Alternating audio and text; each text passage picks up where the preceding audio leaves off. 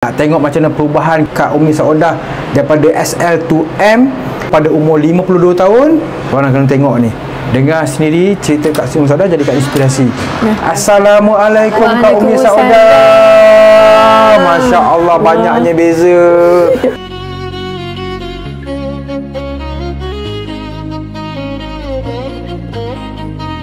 Adakah Aizal Serum ni yang terakhir yang Kak guna dan yang pertama yang berkesan?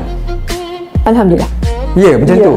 Alhamdulillah. Ya, maknanya kurang makan, kesan dia. Dia ubah akak punya habit. Dia ubah banyak habit. Banyak orang. Orang yang pemalas pun boleh. Macam akak zaman macam dia malas. Orang kalau kata nak kurus, kita kena exercise.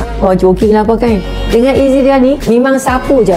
Bayangkan sapu-sapu dalam bulan 9, 10 kira bulan 10 tu, nampak happy lah daripada perut ke depan. Biasa pakai baju je macam tak muat je kan.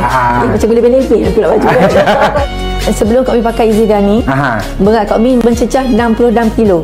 Kalau timbang pagi tadi 59 lah. Maksudnya hilang berapa tu dalam 7 kilo? 7 kilo. Okey, saiz pula? Pakai baju M dah boleh masuk lah. Daripada SL turun ke M? Masya Allah, Alhamdulillah. Untuk kawan-kawan yang masih lagi mencari-cari ni, kami cadangkan cari ni, try sebabnya dah rasa sendiri. Alhamdulillah lah. Try lah, tak rugi. Berbaloi sangat-sangat.